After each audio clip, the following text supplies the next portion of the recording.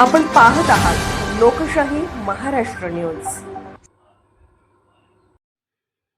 शेगाव जिल्हा परिषद गटातील कोसारी व बागेवाडी येथील प्रमुख नेत्यांचा काँग्रेस पक्षात प्रवेश। माननीय श्री किसन कोंडीगिरी सर तथा श्री उत्तम महारनूर यांच्या योग्य निर्णयाचे काँग्रेसकडून स्वागत। शेगाव जिल्हा परिषद गटातील जिल्हा परिषद व पंचायत समिती निवडणुकीची रणधुमाळी संपूर्ण तालुकाभर चर्चिली जाती आहे। येथील लढतीकडे साऱ्यांचंच लक्ष केंद्रित केलंय। भाजपा व काँग्रेस या दोन्ही प्रमुख पक्षातील चाललेला राजकीय डावपेच व आखण्यात येणारी राजकीय व्यूहरचना या कारणानं सदर शेगाव जिल्हा परिषद गट प्रचाराच्या रणधुमाळीनं ढवळून निघाल्याचं चित्र पाहावयास मिळत आहे। चाललेल्या या राजकीय महारणधुमाळीत काँग्रेस पक्षाला मात्र काही दिलासा देणारा आधार प्राप्त झाल्यानं काँग्रेसच्या गोटातून राजकीय नवचैतन्य प्राप्त झालं आहे। त्याची कारणं तशीच आहे।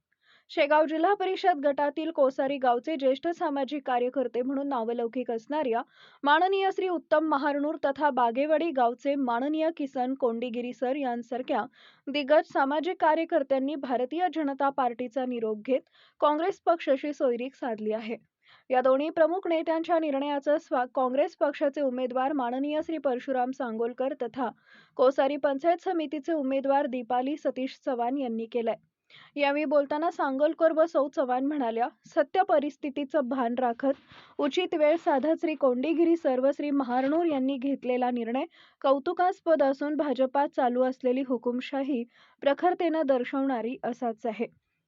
नुकताच काँग्रेसमध्ये प्रवेश केलेल्या दोन्ही नेत्यांचा बागेवाडी व कोसारी गावात मानणारा मोठा गट असून याचा फायदा चालू असलेल्या जिल्हा परिषद व पंचायत समिती गणाकरता लाख मोलाचा व निर्णय स्वरूपाचा राहणार आहे, असं श्री सांगोलकर व चव्हाण म्हणाल्या।